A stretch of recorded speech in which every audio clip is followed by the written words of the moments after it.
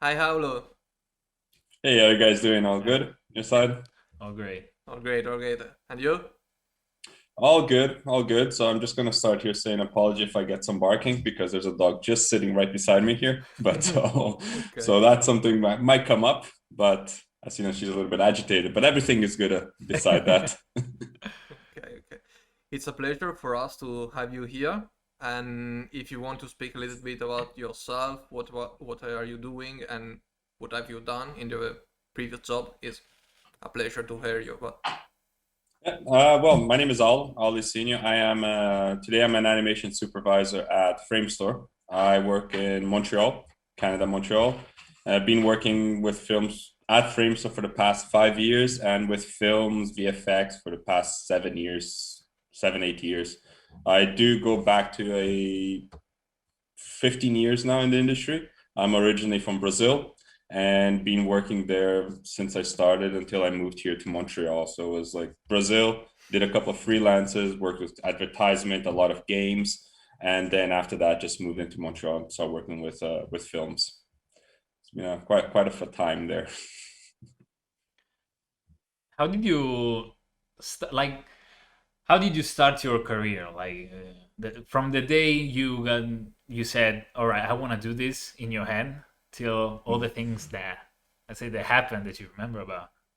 I think it came kind of, let's say, naturally for me. So I actually joke around with a lot of friends because I have a lot of friends here that they did the kind of other kind of jobs before they found out 3D. And to me, it was pretty much straightforward since I left school. So at school, I was doing theater.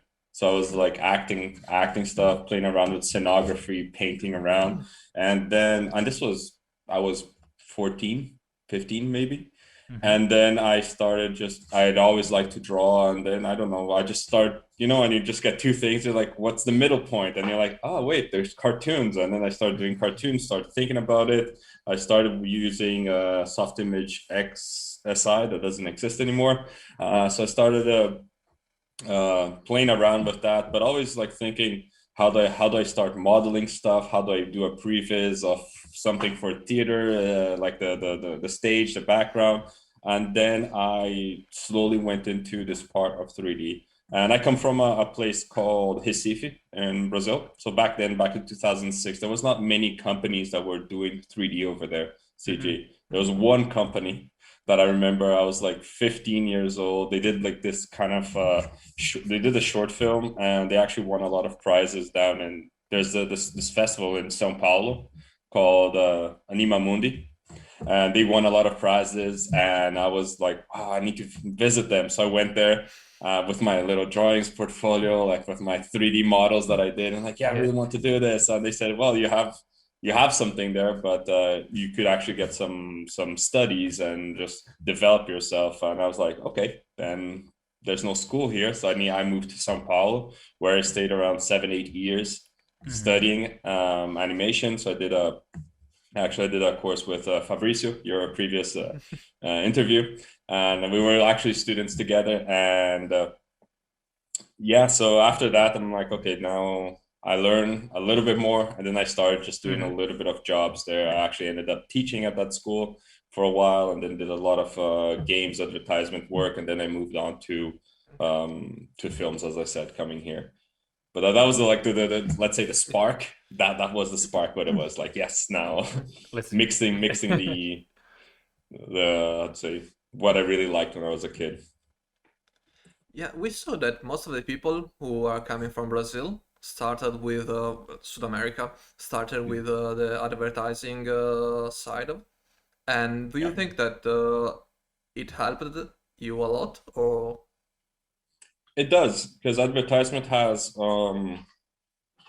that it's twofold, right? Because if you look into advertisement, the pace is very fast, and you need to get creative solutions, and you need to really be tiptoeing all the time. You need to look at that. There's a feedback, and you need the feedback has to be for today. Unless you want to spend all your night working, you need to start learning the Yeah. techniques. You really need to dive in and troubleshoot things to be faster for you, so you don't actually stay all night Yeah. doing something. The double fold that I say that is like the downside of it is that you get to a point that you're never gonna, because it's so fast, it's very hard for you to get to the quality of a film, an industry level, film industry level that you want. So that's the two things. But when you have a good balance at some point, that is very good. So it's really good about learning the techniques from advertisement. I think it's really good for juniors. And when you're starting, I think it's actually very good because you have to be always updating, like always updating yourself, speeding up, learning and doing more until you say, okay, now I can set a little bit more for this. I'm going to say quality, but there's a lot of commercials out there they have great quality. I'm just saying it's not the common one that you're going to find. Yeah. So I just want to clarify that before some people start buzzing me. I'm saying wrong stuff. An advertisement gives you another thing that it gives you is like a generalist feel. So you start understanding the other departments, which is great because now that I work on film and I'm actually supervising a team, I can actually open dialogues with other departments, but I'm not. I know a little bit what I'm talking about. I can actually understand what the problems are, and I can actually do that transition a little bit more smoother. Then it would be like, no, an animation has to be like this, then, well, but that doesn't work in other departments. If you understand a bit. And now I've seen that you changed completely. As you said, you're working at Framestore. It's 5 years, you said, at Framestore, right? And yes, 7, exactly. 7 was at, what was the name of the company you said before? No, 7 was a total in VFX movies, films. Oh, okay. So I've been doing advertisement, feature film, games, and on, and exclusively on VFX. It's been 7 years now. Okay. And there you didn't work as an animator, right? You worked as. I always worked as an animator. Okay. So that's it. So at the beginning, I was doing more modeling. I was doing more generalist stuff, but I specialized very early in my career, which to me worked really well. I know some people really going to stay generalist, but I knew that I really liked animation. I knew where I really wanted to go, and I prefer. I like to joke around saying I prefer pulling points and curves rather than in polygons, So that's it. It's the same thing, but I just like the curves. That's it. I still remember the first day that we had to do animation, and as a VFX artist, animation was like my enemy. I remember because I opened the animation editor in Maya for the first time. Like they say, all right, put keys here and there. First examples with balls. You try to do stretch and squash kind of things. Yeah. Now let's open the animation editor. Like click on the animation editor. I saw these curves and points here and there. I said, oh my god, I can't do this. I can't do this. You can't do this. But it goes for everyone. After there's a moment you just look at it and it feels like you're looking through the matrix, Like today we can look at that animation. I'm looking at animation, I'm like, there's something wrong. And then I want to look at the curves. I open the curves, I'm like, there it is. It's that. It's the matrix, like coming out. Like, there you go, gotcha. Another word, yeah. But like your first experience with the animation editor, because there are a lot of guys that when they go through the animation editor, they say, all right, I'm doing a jump, because you can get a lot of better quality with animation editor, obviously, than just putting keys here and there. What has been your first experience? Do you remember it? With the curve, it was at school. It was really trying to dig in. I think I tried to avoid I wanted to do more traditional kind of animation, so I actually went through a little bit of 2D as well, like hand drawing and stuff. So I tried to mimic that into the 3D, but obviously the curves are there to help, but you need to control them. And obviously, as a junior, you don't know how to control the curves. You don't know. You just see the visuals, and you're like, "That's what I need. I need to go here."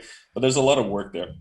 So I think it was a lot of struggling, like a lot of keyframes. And there's one thing that I remember: I wanted to keep it neat and beautiful. Okay. That was something that was like, it has to be perfect, it has to be beautiful, it has to be every 4 frames a keyframe, like very neat. And then the animation, when I looked at the animation, like, this is wrong, this doesn't look wrong. And if you see my curves today when I am animating something, it's just messy. It starts organized, but it gets messy. There's a keyframe in every frame. I don't care, as long as the motion is right, as long as the curve is right.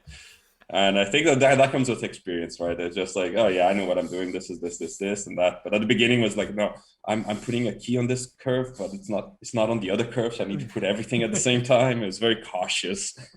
Well, I wish to know because we are already into the curve editor, and we saw that you animated the snazo. It's the little things in Fantastic Creatures, the one that steal all the Oh golden yes, the stuff. Niffler. The Niffler, yeah. Yeah, That's that and was 2016, yeah. That was yeah, a while ago.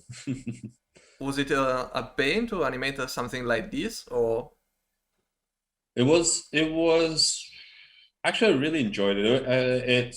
I would say that everything that you're going to animate, everything that an animator animates is painful. There's okay, always pain Okay. involved. There's no, every single shot there's going to be pain involved, and it's frustration, self doubt, and all of that. But at the end, you're like, okay, some are like, that was worth it. Others are like, I still don't like it. But the Yeah. Niffler, I think it's on the first part. I think it's something that I really enjoy because um, I was one of the first guys in Montreal working on that creature as Mhm. well. So we really went through the development phase. We really went through the rigging part. Like I was not a supervisor, I was an animator back then, and I was working close with the supervisor.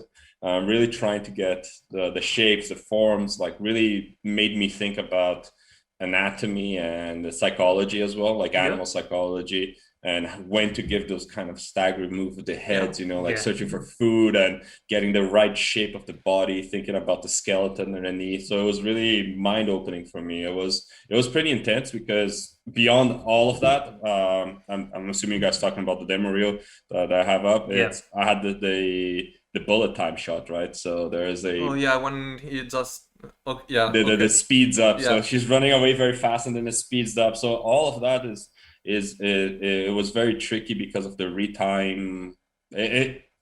Ideally, I would say yes, it's a retime curve. No, it was really keyframed everything. We start off with a Okay. retime frame, and then we keyframe, and then we're testing. Does the Oh curve my make god. sense? Does the action make sense? Is this slow motion matching the back plate, so Hmm. I have what's intensity of it because of very high frequency, like always sniffing, always breathing. How does the breathing slow down? Yeah. It was painful, so you can imagine how Oh my painful god. that was, but at the end it was very rewarding. It made me think about a lot of stuff that now I think more and more on my animation. Since then, Mhm. actually, I keep on adding stuff, so it was really good. And yes, I had a keyframe in every frame there. Okay. Well, Because I was thinking about like I'm a junior animator and I wish to work in something like that.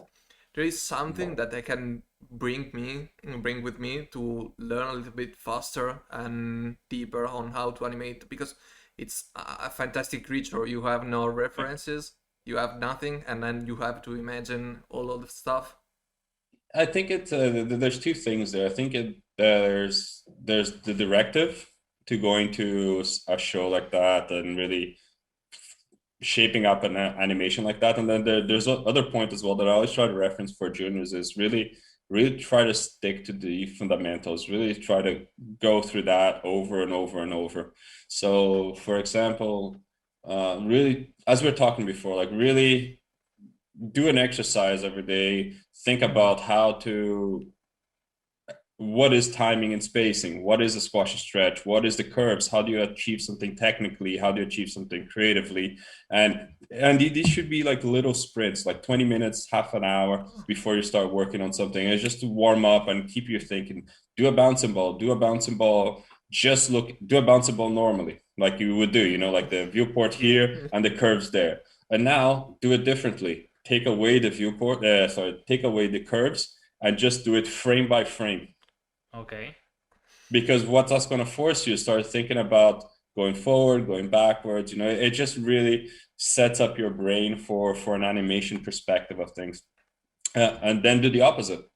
Yeah. Take out the viewport and just look at the curves and say, okay, how do I do this? And Okay. then you just say, okay, translation Y and then translation stuff, and then you start modeling that. So these are quick exercises that everyone can do, and like every junior can do that. And why I say that is because you're going to start looking, and how do I connect that to the next part is you're going to start making that become instinctive, which you're going to start looking at that when you're looking at references. Okay. How does the weight work? How does the hip look like a bouncing ball? How is the timing going up and down? If you're doing a pendulum, which is a classic example, that could be a waggy tail. When does the tail go very like side to side, and when does it stick up? And then you're going to start looking at that in reference, and you're going to stop looking at reference as how do I say, as an animal by itself. You're going to start looking at the reference as motion, as movement, as shapes moving, as an animator would look at something. So you're going to start deconstructing that. And when you deconstruct a reference, you can actually bring in 5-10 references, all deconstructed, and then you construct something new with them. So what that tells me is like, if we can look at a cat for the tail, but we can also look at a dog for the front paws, and maybe a lion for the head. I think I'm going to Greek, something Greek there. But you can mix all those, and you can see what are the performances. Is the ear flip of a dog different from a cat? What are the emotions that one have? The dogs put their ear back because they're aggressive or because they're submissive. The cat put their ear back because they're aggressive, submissive. And then you start looking at that, and you start looking at timing, and you start having the animation view perspective on stuff that you can actually be very stuck to. It's very similar to when you start drawing. That everyone says, when you're going to draw a face, don't draw the nose, because if you start drawing the nose, you're going to start drawing the nose that's in your head. Okay, you need to start drawing the outline. You need to start drawing where the light comes in, the shadow comes in, and that's going to prepare your brain for the next step, which is actually drawing the nose, drawing the shapes, drawing the head, being accurate as possible. That was a long answer, but I hope it's good. But I just realized I always design really bad, because I started from the nose, the eyes, I started from the wrong point, but now I know it. It's all shapes. It's all, if you can drive yourself to the abstraction of it, I think, again, that works for me. I know that people do it. Everyone does a different way, but that's just one view of doing it, and it's maybe worth checking out. I don't know. Absolutely. I don't think that I will be able to do animation stuff, because I love to see animal as animal. Like, I'm petting my cat. I'm not looking at, okay, he's angry or he's doing something strange. But that changes. As much as you go into that changes. Like I said, I have my little puppy dog here, and then the first day I'm like, oh, so beautiful, I love you, whatever. Oh, look at your leg. There's a nice joint there. The anatomy is pretty cool. Yeah, the paws are here, the fingers. This is what it is at some point. It's like the Matrix. You get into it, and then you can't get out of it. Then there's people that get annoyed because after you watch a movie, you never watch a movie the same way, right? You're watching a movie and everyone's like, "Oh, this movie is fantastic." You're like, yeah. You see things that are not so good, but you're like, oh, damn it! I should have abstracted myself from that. I couldn't, but anyway. Is there some kind of also of courses, tutorials, things that you think could be really valuable to learn from a junior perspective? Oh yeah, there's always, the more knowledge you can get, the best, right? There's no, to me, it's one of those things. There's not enough. Like the more that, and technology goes so fast today.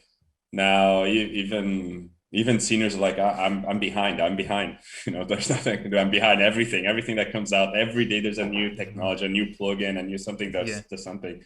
But there are a lot of resources on the internet. I won't have any coming to my mind right away. Maybe I can just get a list for you guys later if you want to post someplace. But online, there's so many communities today that everyone's trying to help each other's. There's a little bit of things to be aware of there as well, because as much as you put your work out, everyone's going to give you feedback, and it's so personal in a way when you're doing personal work and you're just trying to develop something, that if you take everyone's feedback, it's just going to be like, you're never going to get it done. So sometimes you just need to be very let's say, very conscious and really drive your kind of schedule on that exercise, especially if you're a junior. Really stick to a schedule, and there gets a point that at the beginning it's better for you to do more than to do the best piece, because like it or not, at the beginning of your career, you're not going to have the knowledge to do your best piece. So you're going to do until a point, and then you're going to get to a point and you're like, okay, I need to do another one, and you do another one. And then maybe on the fifth one, you're like, you won't even realize it, but it's so better than the first one that actually that is your demo reel piece. And not the first one that you spent, that you wanted to spend 3 or 4 months on it. First one, you did it 1 week after, like, it's not getting anywhere. I'm going to do another one. Or try to break down your, this is something I really tell to juniors, I really tell to a lot of people, just try to break down and really schedule your stuff. So if you think my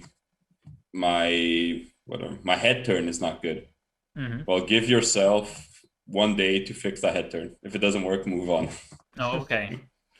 So that's it. Then move on, and then move on to the next part of your body, or the next piece in that animation. And then at the end, if you still think that doesn't work, go back to it and try to fix it. But again, don't try to fight it, because there's always going to be a feedback to get it better. It's like there's we usually say that there is no finished piece of animation in the world. Animation is just taken out of your hands. That's it. So. Yes. But that's an approach that we've seen not using a lot, because a lot of guys get stuck, for example, in getting the perfect shot for what, not even for what they can do. They try to do obviously more of what they can do at the moment, but a lot of them get stuck, and they don't know how to say, all right, this is finished. They don't even know this, because how do you say that's perfect or not? Because you can always get better and better and better, and so you continue and go on, and then in the end of 6 months you did 1-2 projects, and they are not obviously in your mind the best you can do. What would you suggest? And actually that loops back, because imagine that you spend 6 months on a shot, and at the end of the shot you still working on the same thing. That's frustrating. That's frustrating, because you didn't move on. So it feels that you're stuck to that position, and gets to that point that's what I think that a lot of people actually end up quitting, and talented people. Like, there's talent there. I don't like too much the word talent, but there's something there in their animation, but they just get stuck with that, and they can't move forward, and that becomes frustrating, and they're like, you know what, I really need a job, I need to family, whatever it is, and they give up on animation because of that. So it's just it's that rule, like they say, for you to be good at something, you need to do it 10,000 times. So do it 10,000 times or 10,000 hours? Because I don't remember. Well, let's put it 10,000 times. It sounds it sounds nicer. It sounds it sounds like wisdom. So anyway, 10,000 hours, 10,000 times, one way or the other.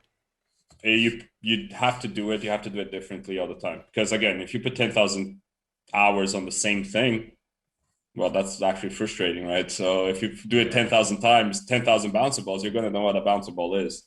You're going to know what a bouncy ball bubble, bowling ball, bouncing ball, how it is. You know what a hip is. You're going to be developing that kind of thing.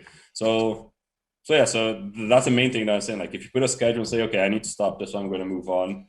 Maybe I'll come back to it one day, maybe not. Just make sure it's a personal test and you're just moving on.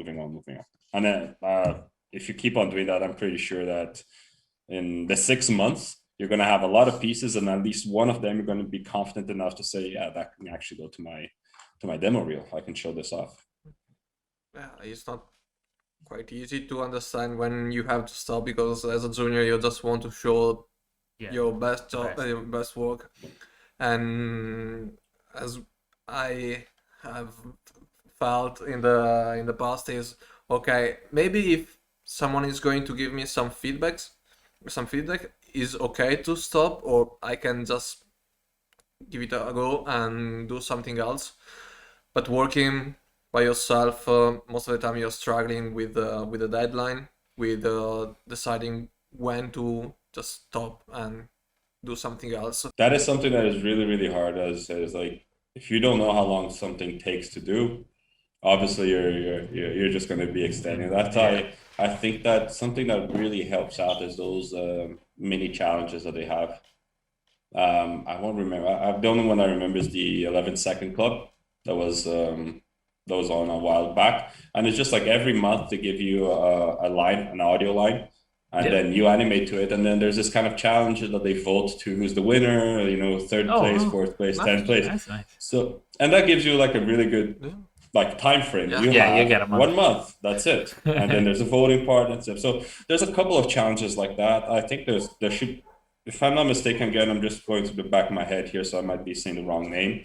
But there's an animation challenge on LinkedIn, Facebook, whatever. But I think they do it every 2 months. Again, I could be just saying something that is completely wrong. So, but I'm just saying things that I see around, and I think that these kind of challenges really help you. And again, if you put that little 20 minutes, 30 minutes per day to do something, that's 20, 30 minutes. Don't go beyond that. Okay. You know, so, but those are actually disposable exercises. You do it, you wire up your brain, and then you throw it away. Fine. Don't even save the file if you don't want to. That's it. There you go. Next one. And then obviously when you have those challenges, you can actually have a external pressure. Let's say like that. Like, I have a month to finish this. Let's do it. And then you start focusing on those things. I'm curious. I'm changing a little bit topic from this because I'm curious about now. You became, after years of experience from an animator, you became a supervisor. How is the life of the supervisor? Like how it works? It's crazy. It's crazy. It's very different. Like, unfortunately, I don't really animate anymore. It's more about the management side, is really looking into what the artists are putting out, making sure that the team is growing together. Everyone's going in the same direction as the director is wanting, the view of the director, right?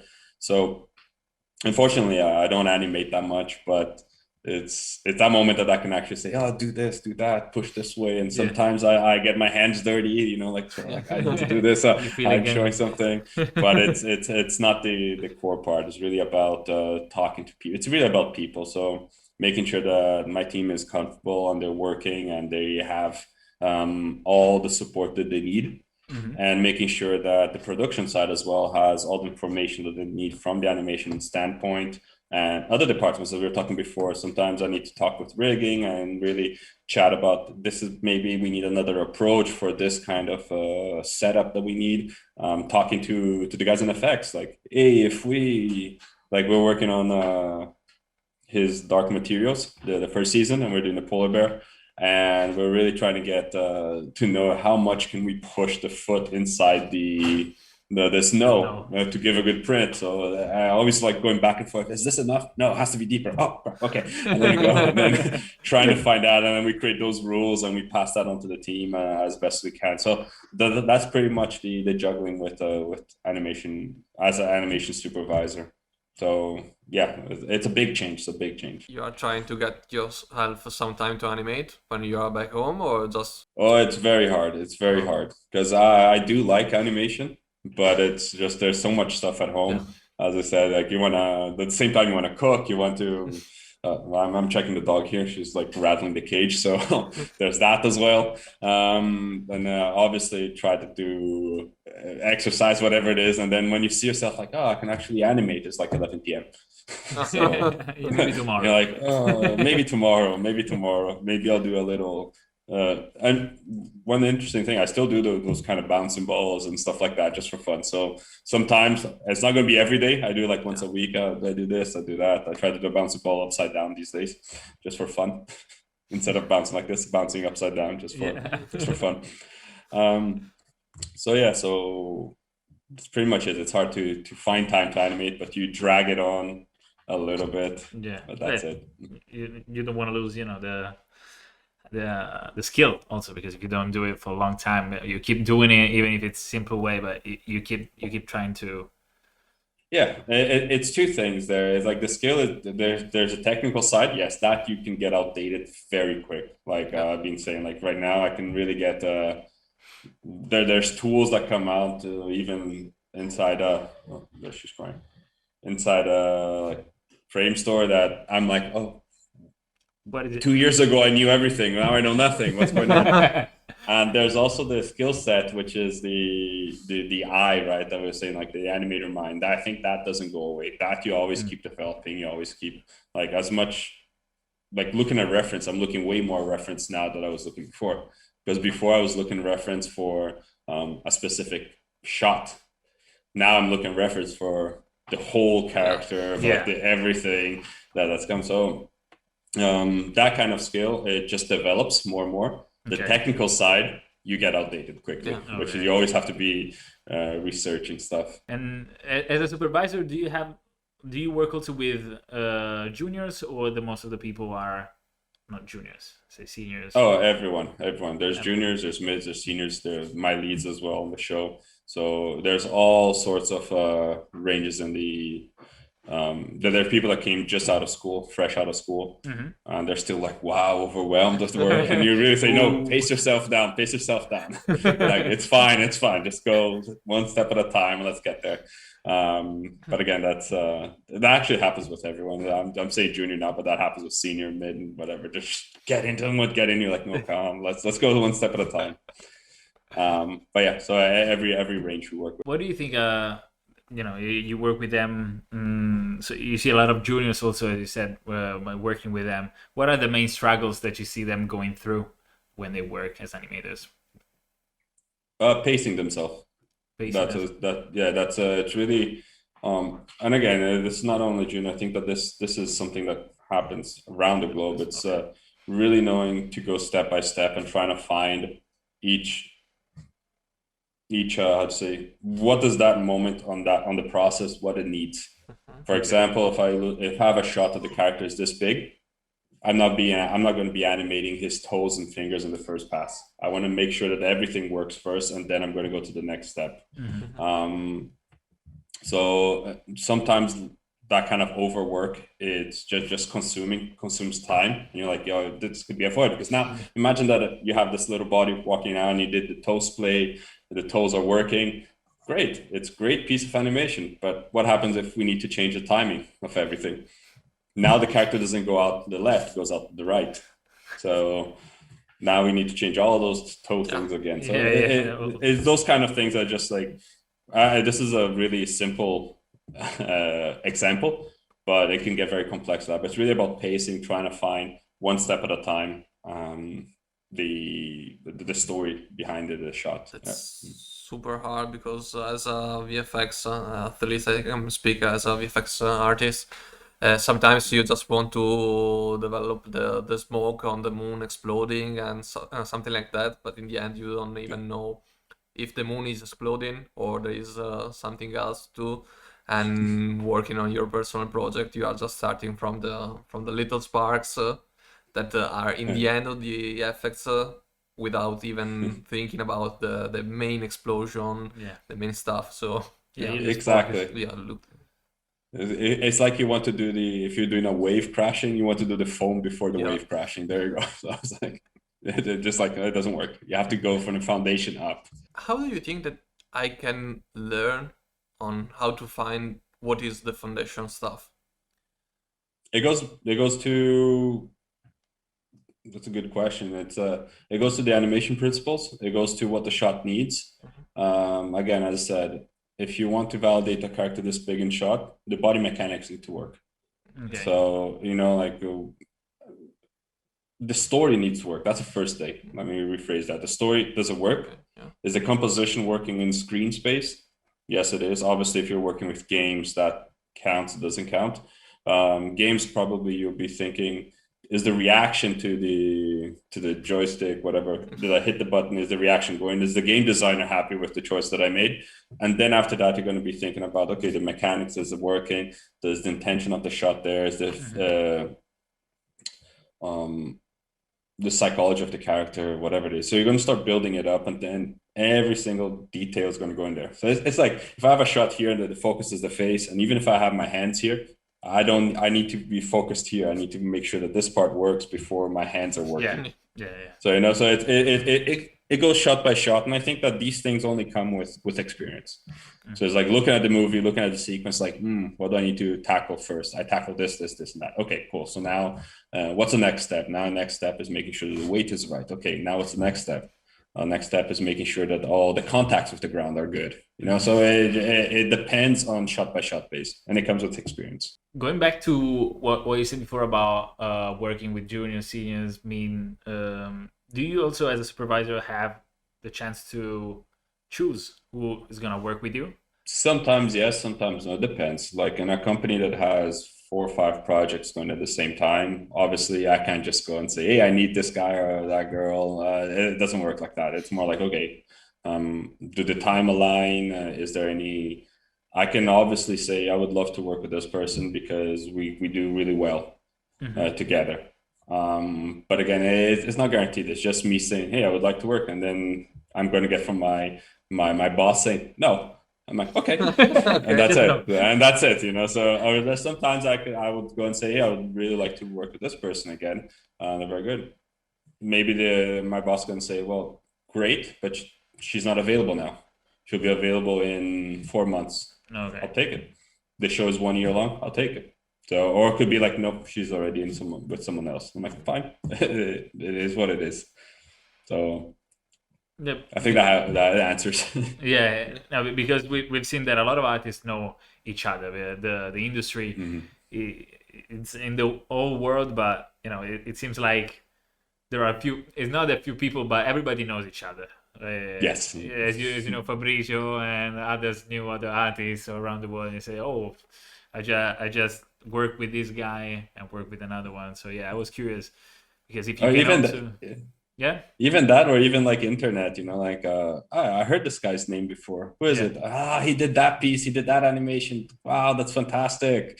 And then you just get to meet someone. Like that happened as well before. Like someone saying we were walking and like someone came up. Wait, I heard your name. You're Aulo. I'm like, yeah. Oh, you did that in Animation Mentor. Yeah. I was in the other class. I'm like, wow, okay, cool. That's nice. We didn't know each other.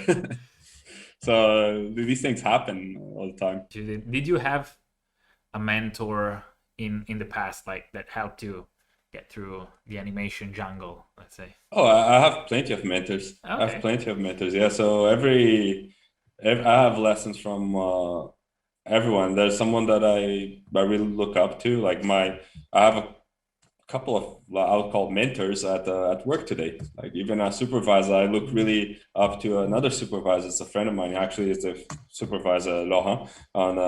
He was a supervisor on Fantastic Beasts that I worked on the Niffler. I really look at how he works. I look at how he develops some stuff. He has a lot of strength that I'm always...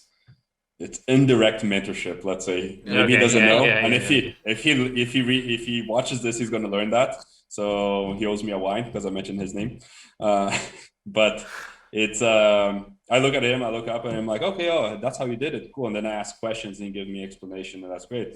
Kyle, again, my HOD today, there's so much good stuff that I learned from him just by sitting down and watching him work, and then watching how he deals stuff. I'm like, oh, great, that's how he did it. That's cool. And then I try to apply that to my style of, I'm talking about supervision now, but it could be animation.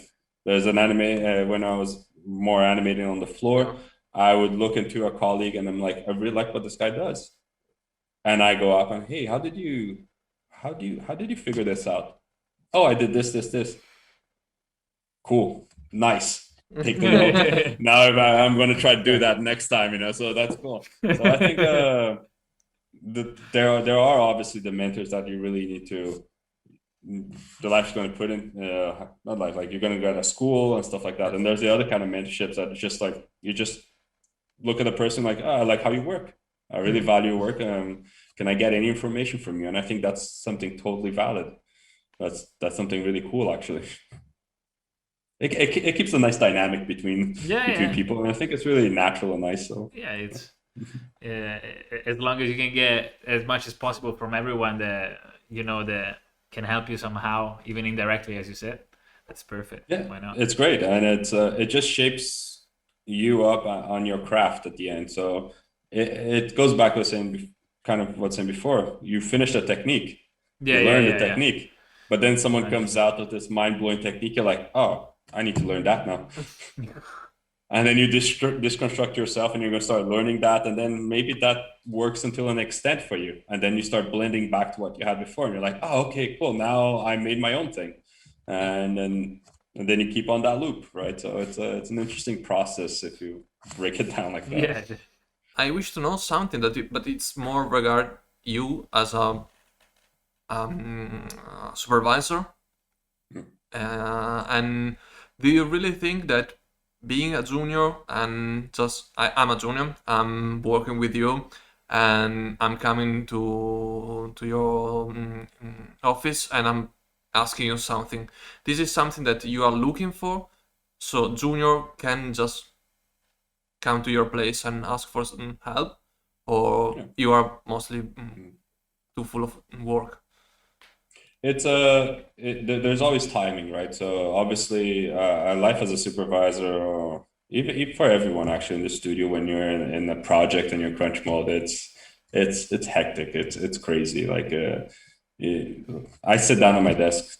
Let's say not here. Obviously, I'm at home, but at the studio, I sit down at my desk like an hour per day, and Okay. that's it. And it's not 1 hour straight. It's like sit down, someone calls, I go, and then there's a lot of review suites and stuff like that. But I don't mind at all if someone we have our like chat going on, like the chat stuff. Obviously, if someone has something, just send me a chat or just hey, can we chat Yeah. 20 minutes here? We will find time for it. It's just there's always the time of it because there's a chance that I'm running between a call with the client to another review room here, and then someone says, "Hey, I have something to show you." I'm like, I can't, and because of the quick piece of it, it can come out like, "Hey, I can't." It's not personal. It's just like I really can't. Yeah. And I know there's all this kind of there are people that can be a little bit more sensitive for something very strong when say, and it's not on purpose, guys.